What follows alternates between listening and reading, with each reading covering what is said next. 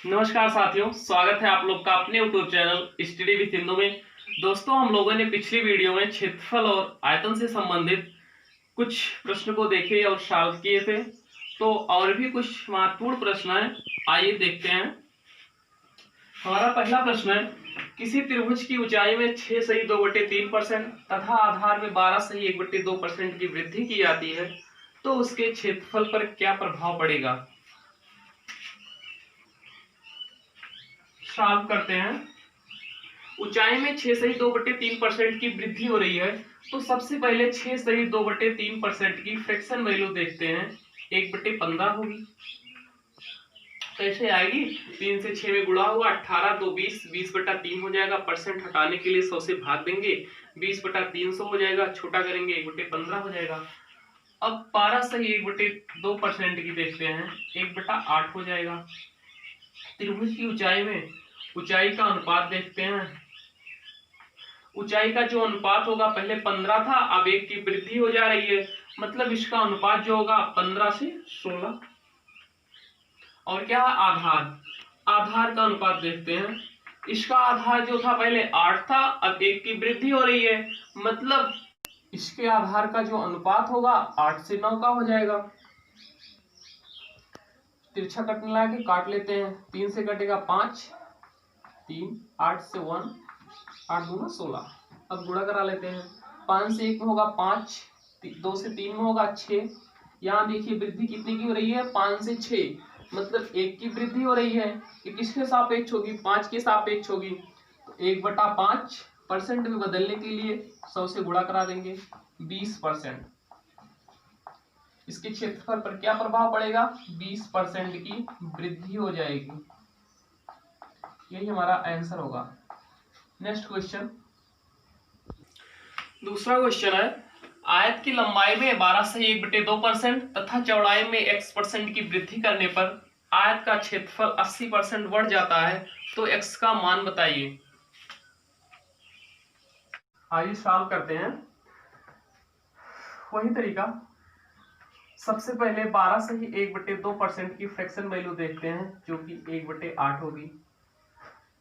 हमारा लंबाई का जो अनुपात होगा वो क्या बनेगा? पहले लंबाई 8 थी, अब 1 की वृद्धि हो जा रही है, मतलब लंबाई का अनुपात जो होगा 8 से 9 का हो जाएगा। चौड़ाई का अनुपात देखते हैं। चौड़ाई हमें पता नहीं है, x% की वृद्धि हो रही है, हम मान लेते हैं x से y की। और जो हमारा क्षेत्रफल है वो 80% बढ़ जाता है। 80% की फ्रैक्शन वैल्यू क्या होगी? 4/5 होगी। 80% यानी कि 80/100, 4/5, मतलब इसका क्षेत्रफल जो पहले था वो 5 था, अब 4 की वृद्धि हो रही है तो 9 हो जा रहा है। इसका क्षेत्रफल का जो अनुपात होगा 5 से 9 का हो जाएगा। अब देखिए, यहाँ 8 से x में गुणा होगा तभी तो हमारा 5 आएगा, यानी कि 8x बराबर 5, तो x बराबर 5/8। यहाँ भी वैसे देखते हैं, 9 से y में गुणा होगा तभी हमारा 9 आएगा, तो 9 से y में गुणा करेंगे, 9y बराबर 9, तो y बराबर 9/9 हमारा 1 आ जाएगा। इसका अनुपात जो होगा 1 आ जाएगा। 5/8 अनुपात है 1। अब यहाँ देखिए क्रॉस मल्टीपल कर देते हैं तो हमारा आ जाएगा 5 से 8 का वृद्धि कितने की हो रही है? 3 की वृद्धि हो रही है। किसके सापेक्ष होगी? 5 के सापेक्ष होगी। 3/5 गुणे 100, छोटा करेंगे 20 60%, मतलब जो हमारा आंसर होगा, इसकी चौड़ाई में हम 60% की वृद्धि कर दें तो इसका क्षेत्रफल 80% बढ़ जाएगा। हमारा आंसर 60% होगा। दूसरा क्वेश्चन देखते हैं। क्वेश्चन है, एक गोले की त्रिज्या में 50% की वृद्धि कर दी जाए तो उसके आयतन में कितने % की वृद्धि हो जाएगी। आइए सॉल्व करते हैं। गोले का आयतन क्या होता है? आयतन होता है 4/3 पाई r³, मतलब जो r है हमारा 3 बार आएगा। वृद्धि जो होगी 50% की 3 बार होगी। क्रमागत वृद्धि जो होगी 50% की 3 बार होगी। सॉल्व करते हैं। रेडियस का सबसे पहले देखते हैं, 50% की फ्रैक्शन वैल्यू क्या होगी? 50/100 यानी 1/2। रेडियस का जो अनुपात हमारा बनेगा कितना हो जाएगा? पहले 2 था, अब 1 की वृद्धि हो रही है, 2 से 3 हो जा रही है। ऐसे हमें कितनी बार वृद्धि करना है? 3 बार, क्योंकि r 3 बार है। फिर 2 से 3, 2 से 3। अब सबका गुणा कराते हैं। 2 से 2 में होगा 4, 4 से 2 में होगा 8, 3 से 3 में 9, 9 से 3 27। यहाँ वृद्धि कितने की हो रही है? 8 से 27, 19 की वृद्धि हो रही है। किसके सापेक्ष होगी? 8 के सापेक्ष होगी। यानी कि 19/8% में बदलने के लिए 100 से गुणा करा देते हैं। 8 से 8 के 8 बचा हमारा कितना? 2, 20 हो गया। 8 दूना 16, फिर 8 पंचे 40। 19 से 12.5 में गुणा करा लेते हैं, कितना होगा? 19 से 5 में होगा 95, 5 हो जाएगा, 9 बचा। 19 दूना 38 हो गया, 38 9 47, 7 बचा कितना? 4। 19 के 19 हो गया और 4 23। एक अंक बाद दशमलव, दशमलव लगा देते हैं, पॉइंट लगा देते हैं। तो हमारा आंसर होगा 237.5% की वृद्धि हो जाएगी। इसका एक तरीका और भी लगाने का, वही फार्मूला x + y + xy/100 से एक बार x की वैल्यू 50, y की 50 रखेंगे। 50 + 50 + 50 × 50/100 तो 125 आ जाएगा। फिर 125 और 50 को x और y मानेंगे तो तरीका बहुत लंबा हो जाएगा। तो यही जस्ट तरीका है, रेशियो मेथड। दूसरा क्वेश्चन देखते हैं। क्वेश्चन है, एक शंख की त्रिज्या तथा ऊंचाई में क्रमशः 50% तथा 20% की वृद्धि की गई तो शंख के आयतन में क्या परिवर्तन होगा? परसेंट परिवर्तन ज्ञात कीजिए। सॉल्व करते हैं। सबसे पहले शंख का आयतन देखते हैं। शंख का आयतन जो हमारा होता है क्या होता है? 1/3 πr²h, यानी कि त्रिज्या में 2 बार वृद्धि होगी 50% की, और ऊंचाई में 1 बार 20% की। त्रिज्या हमारी 2 बार आ रही है ना, तो त्रिज्या में 2 बार क्रमवार वृद्धि होगी और ऊंचाई में 1 बार 20% की होगी। तो सॉल्व करते हैं। 50% की फ्रैक्शन वैल्यू 1/2, 20% की फ्रैक्शन वैल्यू 1/5। तो त्रिज्या का अनुपात देखते हैं। पहले त्रिज्या 2 यूनिट थी, अब 1 की वृद्धि हो रही है, 3 हो जा रही, मतलब त्रिज्या का जो अनुपात होगा वो 2 से 3 का हो जाएगा। और हमारी त्रिज्या में जो वृद्धि हो रही है कितनी बार हो रही है? 2 बार हो रही है, r²। तो एक बार और वृद्धि करा देते हैं। अब हमारी ऊंचाई में जो वृद्धि होगी, पहले ऊंचाई 5 यूनिट थी, अब 1 यूनिट की वृद्धि हो रही है, यानी कि ऊंचाई का जो रेशियो बनेगा 5 से 6 का हो जाएगा। पूरा करा लेते हैं सबको। 2 से काट लेते हैं 3, और कुछ कटने लायक है नहीं, तो गुणा करा लेते हैं। 2 से 5 में होगा 10, गुणा कराते हैं। 3 त्रिक का 9, त्रिक 27। वृद्धि कितनी की हो रही है? 10 से 27, 17 की वृद्धि हो रही है। किसके सापेक्ष होगी? 10 के सापेक्ष होगी। 17 की जो हमारी वृद्धि हो रही है 10 के सापेक्ष होगी। परसेंट में बदलने के लिए 100 से गुणा करा देंगे। हमारा आंसर जो है 170% की वृद्धि हो जाएगी। जब हम उसकी त्रिज्या और ऊंचाई बढ़ाएंगे तो उसके आयतन में जो वृद्धि होगी हमारी 170% की हो जाएगी। यही हमारा आंसर होगा। नेक्स्ट क्वेश्चन देखते हैं। साथियों, इस टाइप से जितने भी महत्वपूर्ण प्रश्न बनते थे हम लोगों ने उन सबको सॉल्व कर लिया है। अब आइए दूसरा टाइप के प्रश्नों को देखते हैं। हमारा दूसरा टाइप है आय तथा व्यय पर आधारित प्रश्न। नेक्स्ट टाइप, आय और व्यय पर आधारित प्रश्न। पहला क्वेश्चन देखते हैं। क्वेश्चन है, राम अपने वेतन का 25% भोजन तथा 8% एक ट्रस्ट में दान देता है। इस प्रकार वह दोनों मदों में कुल मिलाकर 2310 रुपए खर्च करता हो तो उसकी कुल आय क्या होगी? हमें उसकी टोटल आय फाइंड करना है। सॉल्व करते हैं। हम उसकी आय को 100 मान लेते हैं। उसकी आय टोटल आय जो थी 100% थी। 25% भोजन तथा 8% एक ट्रस्ट में दान देता है। दोनों मिलाकर कितना खर्च करता है? 25 8 33, 33% वो खर्च कर देता है। और क्वेश्चन रुपए में कितना दिया गया, कितना खर्च करता है? 2310 रुपए खर्च करता है। यानी कि परसेंट में जो खर्च कर रहा है 25% भोजन पर और 8% एक ट्रस्ट में दान देता है। दोनों मिलाकर 25 8 33% खर्च करता है। और हमारा पैसे में जो खर्च हो रहा है, क्वेश्चन में जो कि दिया है 2310 रुपया, वह खर्च कर देता है। यानी कि जो 33% है वो 2310 के बराबर हो जाएगा। इसको छोटा करते हैं। 11 से काटेंगे 3, 11 से काटेंगे 2, 1 बचा, 1 हो जाएगा। और काट लेते हैं, 3 से 1 होगा, 3 7 21 7, उसकी टोटल आय कितनी हमने माना है, 100 माना है। इसको 100 बना लेते हैं, इधर भी 100 से गुणा हो जाएगा तो आ जाएगा उसकी जो आय थी वो 7,000 रुपए थी। टोटल आय उसकी जो थी वो 7,000 रुपए थी। यही हमारा आंसर होगा। आइए दूसरा क्वेश्चन देखते हैं। नेक्स्ट क्वेश्चन है, एक व्यक्ति के वेतन में से 10% कर चुकाने के लिए शेष का 20% शिक्षा पर और शेष का 25% भोजन पर खर्च किया जाता है। इन सभी खर्चों के बाद उसके पास 2700 रुपए की बचत होती है, तो उस व्यक्ति की आय कितनी थी। आइए सॉल्व करते हैं। 10% कर चुकाने के लिए हम मान लेते हैं 100 रुपए उसकी आय थी। 10% कर चुकाने के लिए शेष का काटा, मतलब 10% कर में हमारा चला गया, मेरे पास बचा कितना, 90। अब क्या 20% शिक्षा पर, यानी कि 90 का 20% जो है वो शिक्षा पर खर्च करता है। 90 का 20%, ठीक है, 5 से 5 8 40, मतलब 18 रुपए जो हमारा आया वो भोजन पर खर्च करता है। 90 का 20% निकालेंगे, 18 रुपए आएगा। 90 में से 18 रुपए वो व्यक्ति भोजन पर खर्च करता है, नहीं क्या है, शिक्षा पर खर्च करता है। तो 90 से 18 माइनस कर देंगे, आएगा 72। अब 72 रुपया बचा। फिर पूछा गया शेष का, यानी कि 72 का, इसका 25% भोजन पर खर्च करता है, मतलब 72 गुणे 25/100, 4 हो जाएगा, काटेंगे 18 हो जाएगा। अब देखिए 18 रुपए जो है वो भोजन पर खर्च करता है। 18 माइनस कर देंगे 72 से, बचेगा कितना, 54। अब जो हमारी बचत होती है, टोटल हमारा आय जो था वो 100 रुपए था।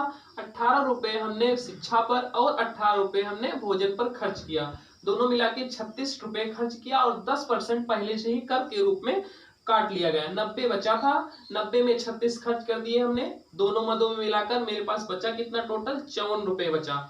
ये तो हमने माना था 100 रुपए, तब हमारे पास 54 रुपए बचा है, लेकिन क्वेश्चन में कितना बचता है, 2700 रुपए बचता है, यानी कि जो 54 है वो किसके बराबर होगा, 2700 के बराबर होगा। अब इसी 54 को हम लोग 100 बना लेते हैं, तो पहले एक कर लेते हैं, 2700 बटे 54, 100 बना लेते हैं, इधर भी 100 से गुणा हो जाएगा, 2700 बटे 54 गुणे 100, 9 से काट देते हैं, 9 6 54, 9 त्रिक 27, 300 हो गया। 6 से काट देते हैं, 6 पंचे 30, गुणा करा लेते हैं, कितना आएगा, गुणा कराते हैं, कितना आएगा, 50 गुणे 100, 5000 रुपए। उस व्यक्ति की जो आय थी वो 5000 रुपए थी। दूसरा क्वेश्चन देखते हैं। रामू के आय का खर्च और बचत का अनुपात क्रमशः 8:5 है। खर्च की जाने वाली राशि का 20% भोजन पर तथा 40% वह वस्त्र पर खर्च करता है, और बचत की जाने वाली राशि का 60% वह बैंक में जमा करता है। उसके द्वारा वस्त्र पर खर्च की गई राशि बैंक में जमा की गई राशि का कितना परसेंट है। आइए सॉल्व करते हैं।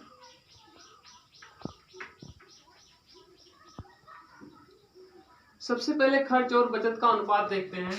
खर्च हो गया, बचत हो गया, इसका अनुपात क्वेश्चन में दिया गया है 8:5। इसको हम लोग 800 बना लेते हैं, इसको 500। अब देखिए क्वेश्चन में क्या है, बचत की खर्च की जाने वाली राशि का 20% भोजन तथा 40% वह वस्त्र पर खर्च करता है। खर्च की जाने वाली राशि का, यानी कि 800 का खर्च तो 800 रुपए ही कर रहा है, 800 का 20% कितना होगा, 160 रुपए। 160 रुपए जो खर्च कर रहा है वो भोजन पर खर्च कर रहा है, 20% भोजन पर और 40% वो वस्त्र पर खर्च करता है। अब देखिए 800 का 40% देखते हैं, कितना आएगा, 320 रुपए। ये जो 320 रुपए है वो वस्त्र पर खर्च कर रहा है। अब आगे क्वेश्चन में दिया गया है, बचत की जाने वाली राशि का 60% वह बैंक में जमा करता है। हमारा बचत कितना है, 500 है, यानी कि 500 का 60% बैंक में जमा कर देता है। 500 का 60% कितना होगा, 300 रुपए। ये जो 300 रुपए है यह वह व्यक्ति बैंक में जमा करता है, यानी कि रामू 300 रुपए बैंक में जमा करता है, 500 रुपए बचाता है और 300 रुपए बैंक में जमा करता है। 500 का 60% 300 रुपए है। अब क्वेश्चन में पूछा क्या गया है, उसके द्वारा वस्तु पर खर्च की गई राशि का वस्तु पर कितना खर्च कर रहा है, 320 रुपए। 320 रुपए वह वस्तु पर खर्च कर रहा है। क्वेश्चन में क्या है, वस्तु पर खर्च की गई राशि का बैंक में जमा की गई राशि का कितने परसेंट है। बैंक में कितना जमा कर रहा है, 300 रुपए। परसेंट में बदलने के लिए 100 से गुणा करा देंगे, काट देंगे, छोटा कर देंगे, कितना आएगा, 3 से 1 में होगा 3, 2 में जाएगा नहीं, 20 में 0 बढ़ा लेंगे, 3 6 18। हमारा आंसर जो होगा 166 2/3%। एक बार और देखते हैं, उसकी खर्च और बचत का अनुपात जो होगा 8:5 है। हम लोग इसको 800 मान लेते हैं, 500। वह 20% भोजन पर खर्च करता है, 800 का 20% 160 रुपया होगा, यानी कि जो 800 खर्च करता है उसमें से 160 रुपये वो भोजन पर खर्च करता है और 40% वह वस्तु पर खर्च करता है। 800 का 40% 320 होगा, यानी कि 320 रुपये वह वस्तु पर खर्च करता है और बचत का 60% वह बैंक में जमा करता है। 500 बचाता है, 60% इसका 300 हो जाएगा, यानी कि 300 रुपया वह बैंक में जमा करता है। और हमें फाइंड क्या करना है, वस्तु पर खर्च की गई राशि। वस्तु पर कितनी खर्च कर रहा है, 320 रुपए। बैंक में जमा की गई राशि का कितना परसेंट है, बैंक में पूछा तो जिसका पूछा जाता है उसको नीचे लिखते हैं, 320/300 गुणे 100। परसेंट बदलने के लिए 100 से गुणा करते हैं, काट देंगे, 106 सही 2/3% आ जाएगा। यही हमारा आंसर होगा। नेक्स्ट क्वेश्चन देखते हैं। क्वेश्चन है, एक व्यक्ति के पास कुछ धनराशि है, उसका 25% बस में चोरी हो जाता है और 10% जेब से गिर जाता है। बची हुई राशि का 50% भोजन पर खर्च करता है, फिर वह 26 रुपए की एक पुस्तक खरीदता है। इस प्रकार उसके पास कुछ नहीं बचता, तो बताइए उसके पास प्रारंभ में कितनी राशि थी। आइए सॉल्व करते हैं। हम मान लेते हैं उसके पास प्रारंभ में कुल 100 रुपए था। 25% बस में चोरी हो जाता है और 10% जेब से गिर जाता है। टोटल कितना हुआ, 25 10 35। 35% उसका खो जाता है। 100 से 35 माइनस कर देंगे, कितना आएगा, 65। उसके पास कितना बचता है, 65 रुपये अब बचता है। यही तो हुआ, 25% बस में चोरी हो जाता है और 10% जेब से गिर जाता है, यानी कि 25 और 10 35 रुपए उसका लॉस्ट हो जाता है। बचा कितना मेरे पास, 65 रुपए। अब क्वेश्चन में है, बची हुई राशि का 50% भोजन पर खर्च करता है, यानी कि मेरे पास 60 रुपए बचा, उसके पास 60 रुपए बचा है, इसका 50% और भोजन पर खर्च करता है। 50% यानी कि 1/2 डिवाइड करेंगे, 65/2 हो जाएगा। ऐसे ही रहने देते। हमारे मानने के अनुसार कितना पैसा बचा, 65/2 रुपए। 65/2 रुपए बचा है। और क्वेश्चन में क्या है, 26 रुपए की एक किताब खरीदता है, यानी कि उसके पास अभी कितना बचा है, 26 रुपए बचा है। जब वह 26 रुपए की किताब खरीद लेता है तो उसके पास एक भी रुपया नहीं बचता। हमारे आधार पर कितना बचा, 65/2 रुपए बचा, और उसके आधार पर कितना बचा, 26 रुपए बचा। जब 26 रुपए की वो पुस्तक खरीद लेता है तो उसके पास कोई भी रुपया नहीं बचता, यानी कि हम कह सकते हैं 65/2 जो है वो 26 के बराबर होगा। 65 देखते हैं, 65 यूनिट किसके बराबर होगा, 52 के हो जाएगा। माने कितना थे, 100 रुपया। इसको 100 बना लेते हैं हम लोग, 52/65 गुणे 100। 13 से काट देते हैं, 13 से 4 बार जाएगा, 5 बार, 5 से होगा 20, 80 रुपए। उसकी राशि कितनी थी, 80 रुपए थी। एक बार और देखते हैं। हमने माना उसके पास 100 रुपए था, 25% बस में चोरी हो गया, 10% जेब से गिर गया। टोटल कितना हुआ, 35%। 100 का 35% 65 होगा। 65 रुपया बचा है, इसका 50% भोजन पर खर्च कर देता है। 65 का 50% 65/2 32 कितना होगा, 32.5। हम लोग ऐसे ही रहने देते हैं। उसके पास मतलब हमारे मानने के अनुसार 65/2 रुपये बचा है और उसके पास 26 रुपये बचा है। उसने जो कि किताब खरीद लिया, उसके पास अब 1 भी रुपया नहीं बचा है। जो 65/2 यूनिट की वैल्यू होगी वो 26 यूनिट के बराबर होगी। फाइंड कर लेते हैं, 65 इधर गुणा होगा 52 हो जाएगा। 100 बना लेते हैं, 52/65 गुणे 100 छोटा करेंगे तो 80 रुपये आ जाएगा। उसके पास प्रारंभ में कितने रुपए थे, 80 रुपये थे। इस पर और भी बहुत से महत्वपूर्ण प्रश्न है जो कि हम लोग नेक्स्ट वीडियो में देखते हैं। आज के लिए बस इतना ही, धन्यवाद, जय हिंद।